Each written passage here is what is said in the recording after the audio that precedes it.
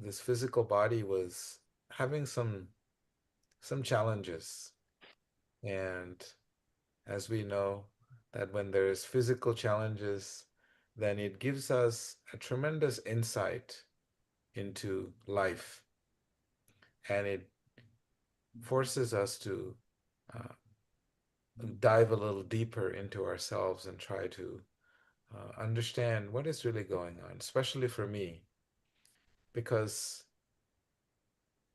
I realize that having a material body has certain limitations. And as time, which is our topic today, it lets us know the boundaries and the limitations that this body has to be subjected to, even though we may choose not to. So that's why this topic of consecration of time, how time is such an interesting phenomenon that the Vedic texts, the wisdom texts, the yoga texts, they have spent tremendous amount of time explaining what time is so that we can understand time, so we can better utilize time. And so the conclusion of that is what we're going to discuss today for the next 35 minutes. So I want to first start with telling you a small story. It's from the Puranas, a particular Purana called a Bhagavad Purana, or also known as the Srimad Bhagavatam. So this is a story of a king who was cursed by a sage. He was the emperor of the world, but due to a small mistake on his part, he was cursed by a sage that he had 7 days to live. That's all he had. In 7 days, he would be bitten by a flying serpent, and the venom of that serpent would take his life. So, when the news reached the king, what was his response, and how did he receive this news that 7 days, that's not a lot of time, is all he had? So, number three, three things that he didn't do is he did not make an appeal. He didn't go to the sage and say, hey, please, excuse me. There was no appeal. He accepted it. And he did not ask for a reversal. Well, you have cursed me to die in 7 days, but can we please change this decision? And the third thing is that he didn't ask for an extension. This is the common mindset that we have when something is presented to us, something harsh happens to us, we wish to make an appeal to get it our way, and we ask to see if we can reverse it to make it more about us. And worst case scenario, we ask for an extension. Like when you uh, live in an apartment, we ask, when the eviction notice come, we ask, can we get an extra 2 days to pack because we're running a little late? So this kind of excuses we give, but he does not make an appeal, he does not ask for a reversal, and he doesn't ask for an extension. Very interesting. So what he does is he accepts that this time that he has is extremely precious, 7 days and 7 nights. So he is in pursuit of understanding how to consecrate this time, how to understand the value of the 7 days that he has. So this is the whole wisdom text of Srimad Bhagavatam is based on this principle, the consecration of time. So with those 7 days, he approaches a group of sages. He takes the time because the sages are wise and they have answers. They can provide some guidance and some light. And the conclusion when he meets the sages, he does not approach the sages. Sages have mystical powers. They can bring people back from death. He does not ask to escape death. And he's also not asking to prolong his time. But his whole pursuit is how to use time correctly. When he meets those sages, it's very important. Consecration of time is the essence of which that determines where our life will be in this and the next and eternity. So this is why this great king Parikshit Maharaj, he is asking this question. Please, O sage, explain to me, how do I consecrate time? How do I use this time that I have most correctly? So then the sage says, no problems.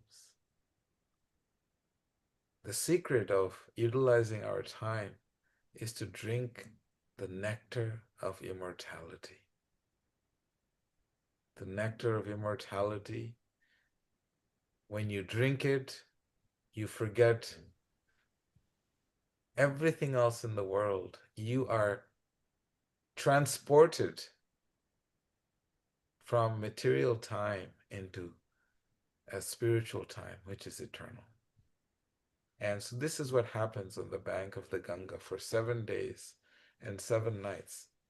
Hunger disappears, sleep disappears,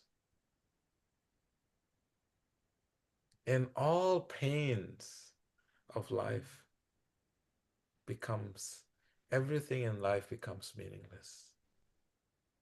So this is what happens when you drink the nectar of life. And this is what proper consecration of time is. Because when you drink that nectar of life, life means pure love, life means bhakti. Fear becomes absent.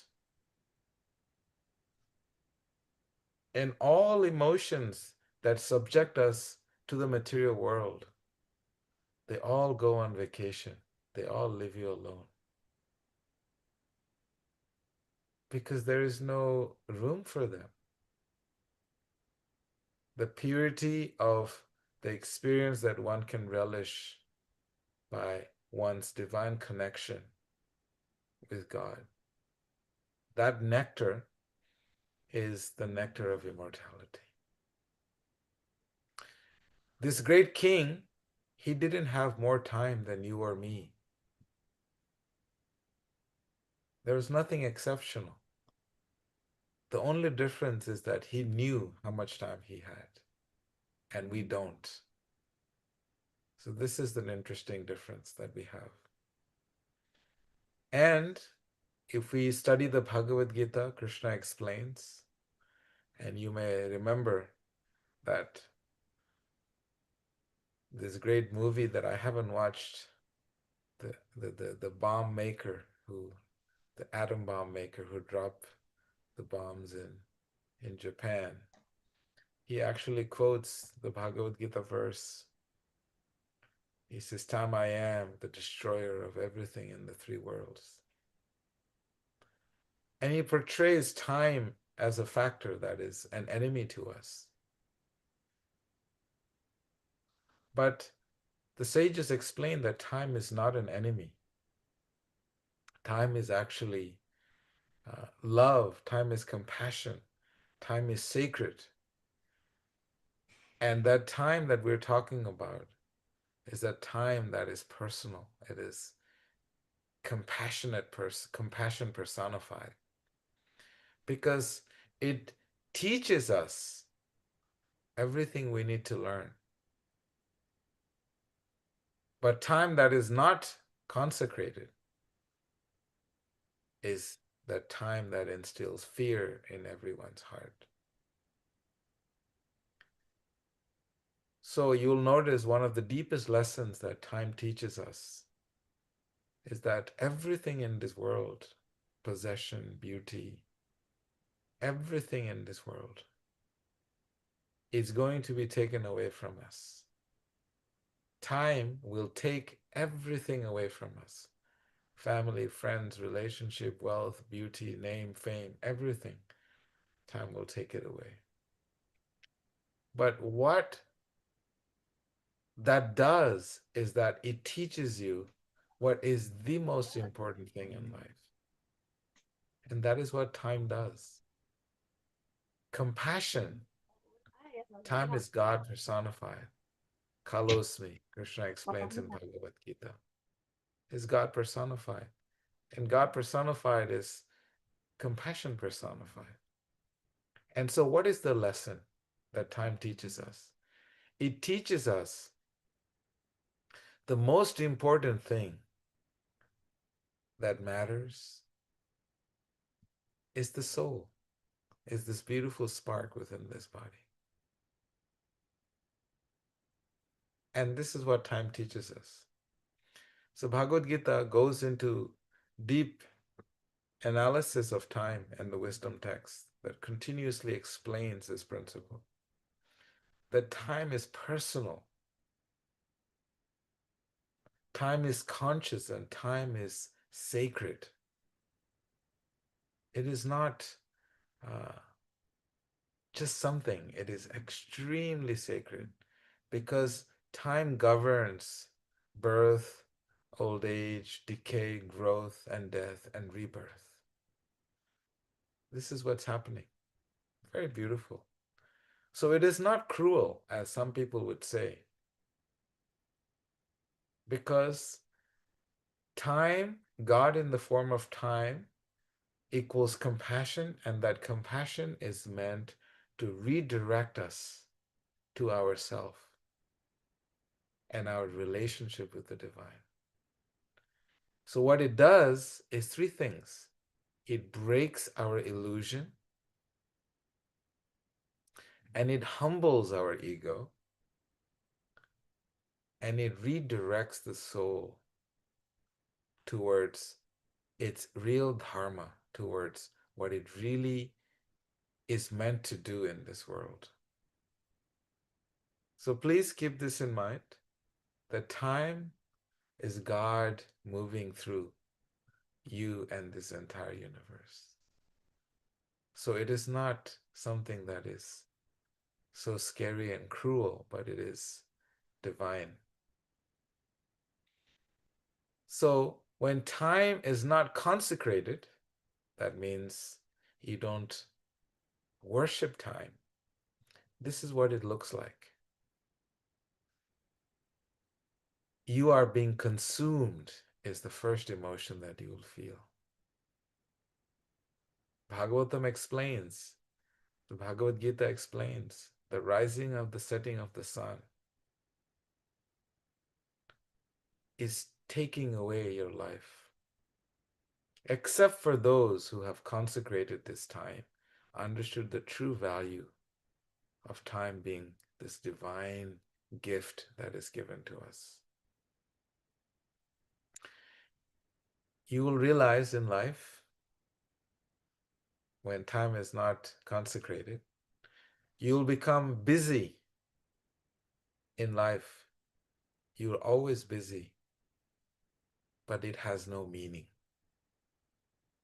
You are just going. You're just going. And celebration in life without purpose. You will celebrate your so-called material successes and accomplishments, but doesn't serve the real purpose. And you'll have so much productivity in this world without much essence that is meaningful. And when time is not consecrated, you will age without much wisdom. So these are just some of the effects of time. Because you are just floating in it. You have not truly received the gift. Someone has given you the most precious gift. It cannot be compared. One of the great sage, Chanakya Pandit, he says, Aisha Ishana Ekopi Nalabhya Sharana Kotibihi in Sanskrit. He says that a moment of time that has been passed cannot be bought back with any amount of gold coins. So how precious is time? Because it is divine, it is God Himself. You cannot buy God with time, with any amounts of money. So this is why consecration is so important. So in essence, when time is misused, it's like a thief that is stealing your life away. Does that make sense? And we don't even realize it. It's just being taken away. So now what is this consecration? What does it mean in the practice of bhakti, in the practice of Vedanta, in the practice of our life on a day-to-day basis? So this, I will present it in 3 steps. Consecration of time means that every minute of your day is to be acknowledged as being sacred. Every breath that you take is the divine breathing through you. Every moment that is happening in and out. This is a sacred communication, an exchange that is happening. But that has to be acknowledged. That is an intentional, conscious mindfulness practice where every moment you're seeing how you have such divinely connected. And the second point it explains about is connected, the divine remembrance, smaranam, which means realizing that every moment, every breath is a gift that is being given to you.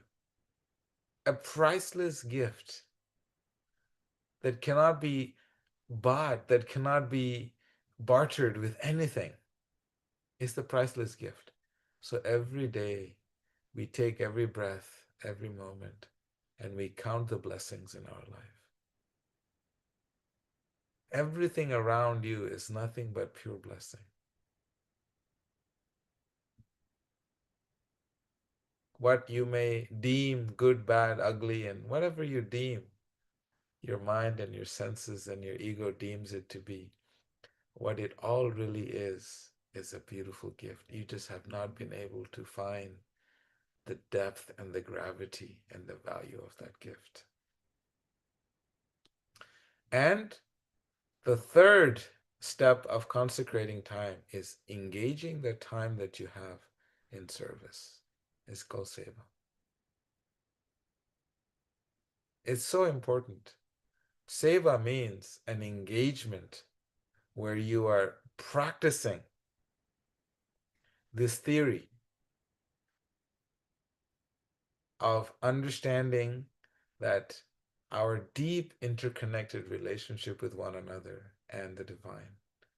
And we apply that by every action, every moment, every thought being in service to someone and in being service to God. So this is 3 steps, very simple steps on how to consecrate your time. So in the bhakti tradition, there are some people who avoid, time doesn't exist or doesn't matter. So in bhakti, we don't try to escape time. We actually try to redeem time.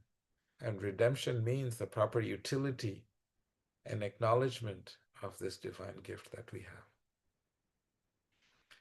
So when that time is offered, Redemption means it's offered. Consecration means it's an offering. So when time is offered, when you make that offering, mundane becomes sacred.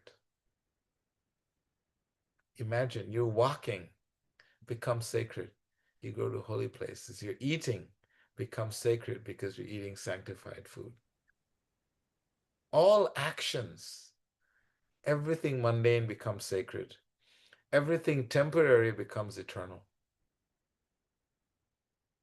And your little habits every single day, those are not your little material habits. They become leelas, they become spiritual habits. Waking up in the morning and just immediately chanting this divine mantras and getting into your sadhana. These are pastimes. In Vrindavan, there's many sages who have said simple things, how simple things become spiritual. Mundane becomes sacred. I give you a small story. One time when Krishna went to visit Hastinapur, time is okay. When Krishna went to visit Hastinapur, he was invited for a big feast in this palace of this great prince named Duryodhana. But he could understand that this feast was a big offering of his ego. At the same time, right outskirts of the city, there was this little humble, saintly lady. She barely had anything. She was living in a little cottage with her husband. And she was praying that one day Krishna will come and visit her cottage. So when Krishna came to visit her cottage, she was so excited to see Krishna. She didn't have anything, so she found a banana in her kitchen. And she started to peel the banana. And with so much love, she started to feed the peels to Krishna and threw the banana away. Just completely lost in this deep love and meditation. But the intensity of her love, the offering has such pure intention that Krishna was eating the banana peels. And while she was throwing away the banana.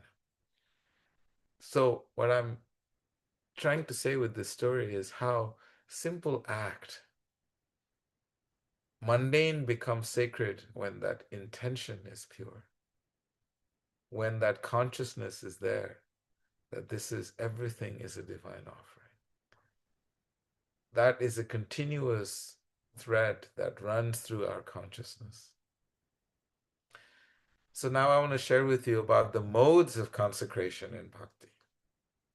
3 modes of consecration. One mode of consecration is called smarana, or you recollect. We just mentioned it, 3, but I'm going to repackage it and present it to you because these are also called the 3 modes, which means that every single day you're in a meditative state. You're a walking yogi, you're a walking meditator. Everything you see it in connection to the divine. Everything you have, you see it, how beautiful it is that you have this incredible gifts that you have done nothing for.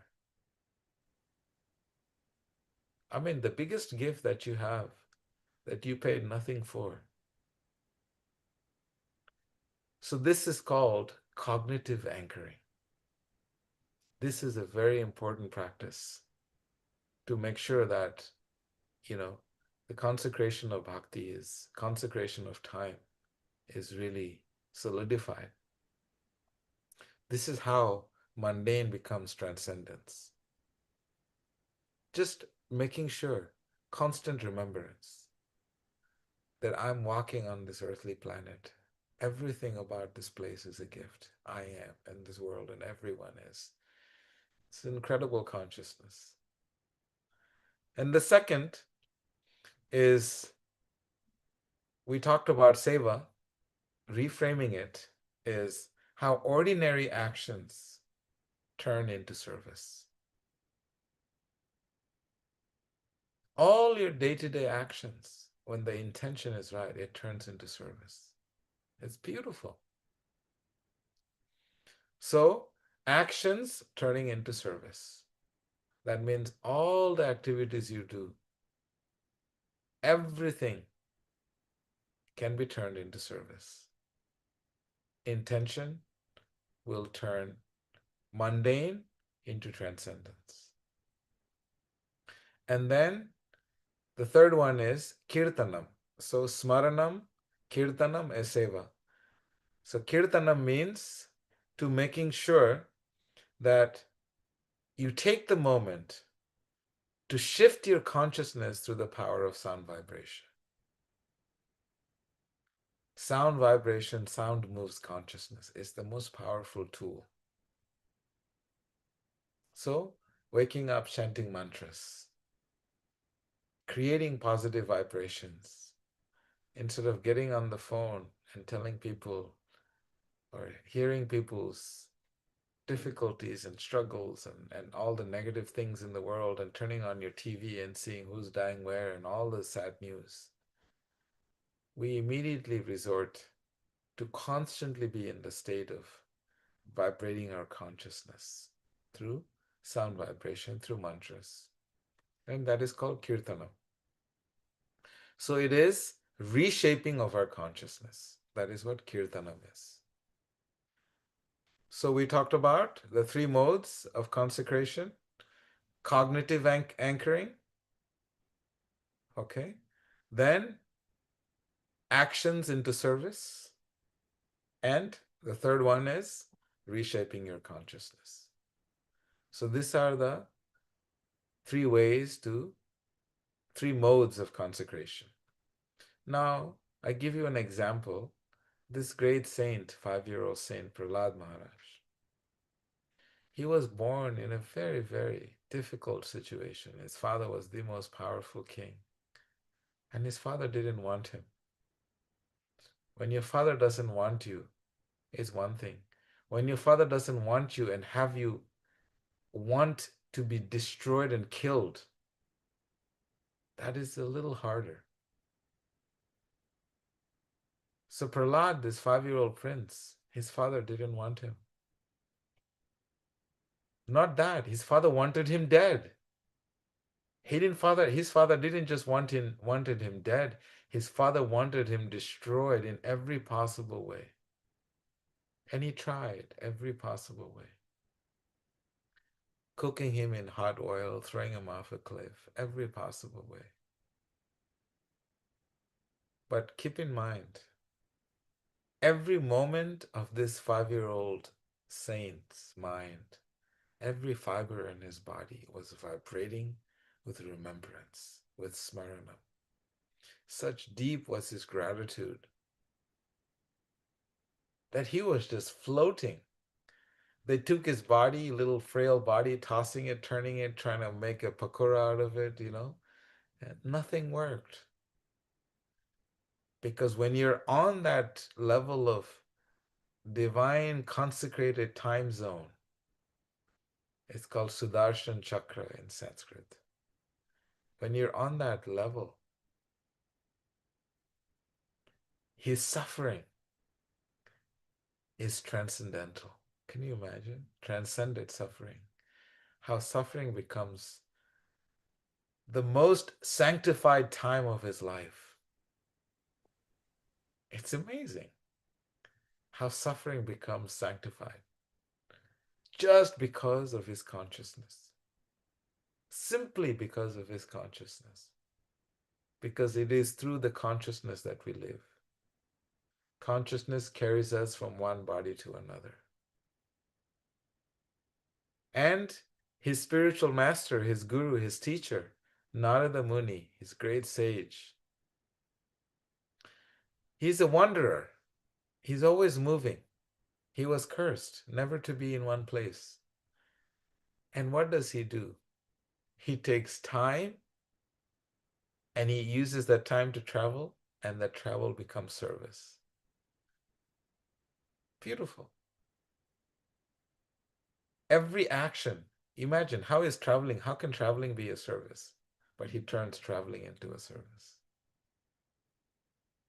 So everything in this world can be consecrated with the proper intention of engaging it in the service of others and engaging it in the service of God. So this New Year's that's coming up is not sacred in itself. It's the intentions that we set this New Year that is coming that will make it sacred. It'll consecrate the whole year. And how do we do this? By asking yourself this question: how can I offer my time in the service of others, in service of the one that has given me this time? The Creator, your source. How can I engage? How can I offer this back? Because when we do that, then life has meaning. It becomes coherent. And you getting old, the body getting old, it has some meaning. And you'll notice when death comes, the whole terror factor, it'll just disappear. And you'll realize that eternity begins now, not in the future. So this is what consecration does to our consciousness. So I want to just leave you with some final thoughts. New Year's does not grant you more time. It actually exposes its claim on you. So to consecrate the year is to live each moment of our life realizing that it is divine gift and we should fully engage with it like it truly matters. My second thought is that all things or everything that is unconsecrated, it'll be taken away by time. Everything will be taken away by time. What is offered to the highest goal will transform into the deepest meaning of your life and the highest satisfaction. So our year is not measured by comfort or success, but how much responsibility you carry and how much you surrender to this divine life that has been gifted to you. So in conclusion, the sages say, please don't ask for more time. The sages say, figure out how to make the best use of the most priceless gift you have. And the sages give a recommendation. Invest in cultivating and nurturing the inner sanctuary of your heart. Through everyday engaging in daily sadhana and making sure you're deeply connected with the Sangha. Every one of you, we have Sanghas all over the country, in every state, in every country, every city. Join the Sangha and make the best use. Consecrate that time. Because it was never yours and it will never be yours. Because it's divine. And when you make the best use of it, you got it. And final one is seva. So your Sangha, your seva, and your sadhana. So this is what the sages are saying. So I want to say thank you all for this beautiful journey that we've been having.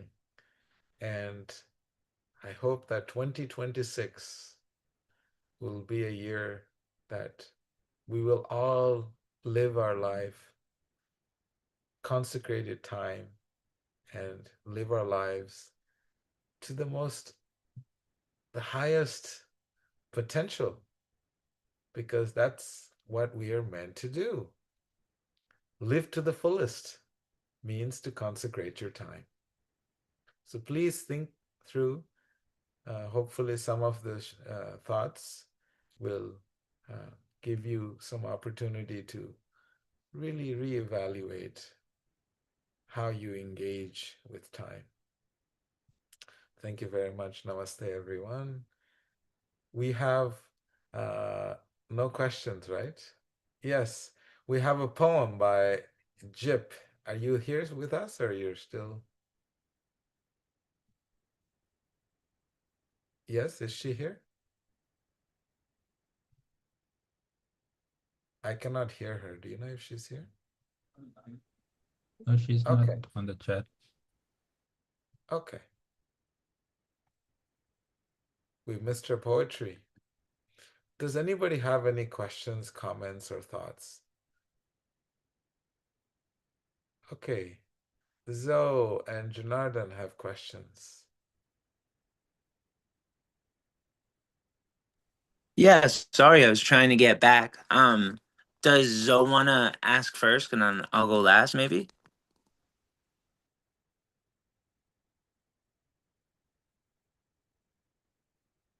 She's on mute, so you can go ahead, Janardhan. We have 10 minutes. Thank you. That was wonderful, by the way. And my question is, you were talking about intention being the key or one of the keys to concentrating or becoming absorbed, turning the mundane into the transcendental. Is that the same, is bhakti or that consecration the same as samadhi? It can be. It can be a part of samadhi because there is different levels of samadhi, which is a big topic in itself. But Mm. there's the general idea of samadhi. Samadhi, I think if I'm remembering correctly, there's 4 different or 5 different stages of samadhi. But there's a stage. So consecration means where every moment you're floating in spiritual ecstasy because you're realizing how you're being carried. Imagine a child helplessly being carried by the mother. That consciousness is beautiful. When a lion carries the baby calf in its mouth, the baby calf is just fully protected, just lets go. And that is what life is when you consecrate this time, realizing that such a divine gift that we have. And very important to take the blessings very seriously in our life. So, is it same as samadhi? I would say samadhi, depending on your definition. So it could be deeper. Yeah, it's definitely a broad term. And thank you. That's very enlightening. I've been I think when it comes to the intention or trying to get to results, at least for me, I can really complicate things and it's easy to forget that like, hey, I don't need to look for anything. It's the quality of the intention I set that determines the quality of the experience. Yes, yes, yes. Thank you, Vedaji. Zoe is still here with us? Okay. Any other questions? Otherwise, Keshavi or Nita, you guys have any announcements? I'm still here. Sorry, I can't get to my buttons. Oh, there you are, Zoe. Yeah, so I just woke up this, well, I don't know, I have kind of having a hard time. Like I'm having a lot of physical issues as well as just work struggles. And it's just a strange topic because before you started mentioning this, I realized I started thinking about how I'm afraid of dying. And it's just very scary. It's a very scary thought. So I don't know how to find peace in it, I guess. Death is the most beautiful thing in the world. What is there to be afraid of? So, yeah, this is what happens when we realize how it's such a beautiful gift that of time that we have. And when you engage, when you consecrate that time, you understand how divine it is. We engage so deeply with that principle of time that death himself will run away from you because you're fearless. One of my teacher's names in one inspiration, Abhay Charana Aravinda. Abhay means fearless. He has taken shelter of the fearlessness. When we take shelter of the divine, we become fearless. When we take shelter of others, anything material, world connected, we become extremely fearful. Because as we were discussing, time unconsecrated will move everything out of the way. So this time is meant for divine connection, not the material connections. When you connect, say, with Jennifer, for example, you're not connecting with Jennifer as in the physiology, you're connecting with the essence of her. And that is the proper consecration of time. And that is what Sangha is. Sangha means where people united, working for the same purpose, with the same intention, the pure intention. So very beautifully the sages are explaining, imagine this king, he becomes fearless. After 7 days of drinking this transcendental nectar of Srimad Bhagavad Puran, then the snake comes and he's like, please come, I'm waiting for you. You know? Yes, please come, I'm ready to go home. And the snake comes and bites him, and then and everybody is so joyfully celebrating his journey because they're celebrating the consecration of his time. How beautifully he engaged the 7 days of his life. So much so it is celebrated in all the 14 planetary systems. Can you imagine? The celebration of the consecration of time. It's beautiful. That's a great question though, Zo. It's on everyone's mind as time moves faster, it feels like in us, as the body starts to decay, it feels like time is moving faster, and then the fear starts to kick in. And you realize when time is consecrated, you become more and more fearless. You're like ready to receive. Please come, I'm ready. Eileen, you want to add something, please. For this was a really good reminder, especially with New Year's coming. As you were speaking, I just got a text from a friend of mine, that a dear friend who was part of my satsang for many years. She just passed. So we're going to be joyful. Yes. And she's gone to pray a better that she has gone to somewhere very, very special. Her name is Andrea Latazzi, if any of you know her. Thank you. Eileen, it's time for So celebration. we have grief and we have joy. So we have the attachment, and then we have the joy that she is free of pain.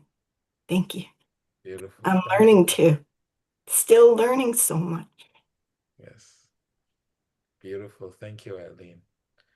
Andres, you want to share something, please?